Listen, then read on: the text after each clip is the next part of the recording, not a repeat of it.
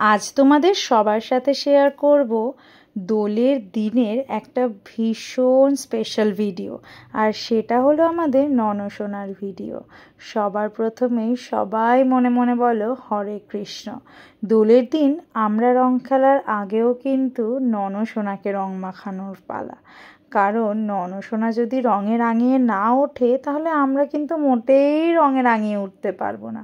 আর এই দিনটা আমার কাছে ভীষণ ভীষণ স্পেশাল। কেন সেটা তো কিছুক্ষণ বাদেই বুঝতে পারবে। এক এক করে সবাই মিলেই কিন্তু ননসোনাকে রং মাখিয়ে নেওয়া হলো। আর আমাদের ননসোনা কি সুন্দর রং খেলেছে দেখো, প্রচুর দোল খেলেছে, সবাই ওকে রঙে রঙে পুরো রাঙিয়ে তুলেছে। আর ও হলো আমাদের জগৎকে রাঙিয়ে তুলেছে। শুধু ভাবি আমার ভাগ্যর কথা, আসলে সত্যি ভাগ্যে ছিল বলেই ওর সাথে আমার দেখা হয়েছে, না হলে তো ওর সাথে দেখা হওয়ারই কথা ছিল না। ও ছিল কোন এক প্রান্তে আর আমি ছিলাম কোন আর এক প্রান্তে। ওর সাথে দেখা হওয়াটাও আমার এক পরম সৌভাগ্য। রং খেলার পরে তিনি স্নান করে নিলেন, আর তারপর দেখো সবাই একটু একটু করে ওকে অনেক অনেক আদর করে নিল। সবার প্রথমেই ও আমাদের সব থেকে ক্ষুদে সদস্যের কোলে উঠেছে। আমার কাছে এই দিনটা ভীষণ ভীষণ ভীষণ মানে স্পেশাল। তার কারণ হচ্ছে আমি যে ওর ছোঁয়াটুকুও পেয়েছি, এটাই হচ্ছে সব থেকে বড় কথা। আমার বরের কোলেও কিন্তু উঠে পড়েছে, আর আমি যখন ওকে কোলে পেয়েছি, আমি যখন ওকে টাচ করতে পেরেছি, সেটার অনুভূতিটা একটা অন্য পর্যায়ে। সেই অনুভূতি কাউকে মুখে বলে বোঝানো যাবে না। তারপরেই কিন্তু ননসোনা একদম সাজুগুজু করে রেডি হয়ে নিয়েছে। আর দেখো ফুলের মাঝখানে কিভাবে সে বিরাজমান। ওকে যে এত সুন্দর লাগে, ওকে দেখলে আমার মনের দুঃখ বেদনা সব আমি ভুলে যাই। আমার মনে এখন যখনই দুঃখ হয়, কষ্ট হয়, আমি খালি দরজাটা খুলে ওর কাছে চলে যাই। আমার ঘর থেকে ওর ঘরটা খালি 4 পায়ের ডিফারেন্স, মানে 4টে পা ফেলি আর ওর কাছে চলে যাই, গিয়ে ওকে মনের সব কথা বলি। আর সব সময় বলি তুমি সবাইকে ভালো রেখো, কিন্তু শুধু মানে জগৎটাকে সুন্দর করে রাখো, আর জগতের সবাইকে বুঝিয়ে দাও কোনটা করা আমাদের উচিত আর কোনটা করা উচিত না।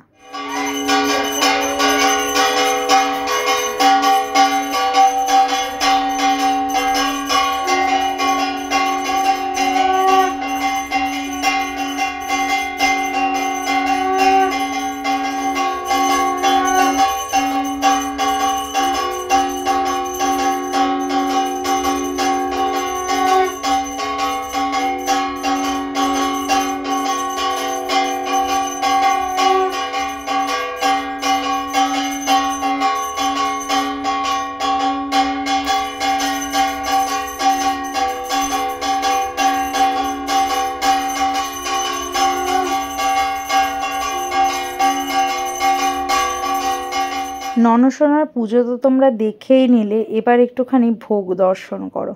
কথায় বলে ভোগ দর্শনে দুর্ভোগ কাটে। সমস্ত ঠাকুরদেরকেও দর্শন করো আর সমস্ত ভোগ দর্শন করো। আশা করি সকলের কপালের দুর্ভোগ যেন কেটে যায় একটু হলেও। আমাদের গোবিন্দ, আমাদের শ্রীকৃষ্ণ আমাদের মাথার উপরে সর্বদা আছেন। তিনিই জগৎকে সৃষ্টি করেছেন, আর তিনিই কিন্তু আমাদের ভালো রাখার দায়িত্ব নিয়ে রেখেছেন। আমি এইটুকু বুঝতে পেরেছি ওর সান্নিধ্যে এসে, যে জীবনে যত সমস্যাই থাকুক সমাধান কিন্তু ওই আবার করে দেবে। সমস্ত কিছুর পরে আমরা বসে পড়েছি কিন্তু প্রসাদ নিতে। এখানে দিদি আমাদের সবাইকে প্রসাদ দিয়ে দিচ্ছে, আমি, মা, টুবুন আর কিছু কচি কাচারা রয়েছে। তো এখানে ননসোনার ভোগ প্রসাদের যে কি মাহাত্ম্য, এর যে কি স্বাদ, সে আর বলার কিছু না। মানে ওর ভোগ প্রসাদ আগেও তোমরা ভিডিওতে দেখেছো, আগেও দেখিয়েছি যখন ওকে শীতকালীন ভোগ দেওয়া হলো সাদা অন্ন, মানে ফেনা ভাত যেটা আমরা বলি, সিদ্ধ অন্ন ভোগ, সেটাতেও মানে অপূর্ব তৃপ্তি। আর আজকে তো মানে দোলের দিন হয়েছিল খিচুড়ি, আর লাবড়ার তরকারি হয়েছিল, বেগুনি হয়েছিল, চাটনি, পায়েস হয়েছিল, মিষ্টিও ছিল।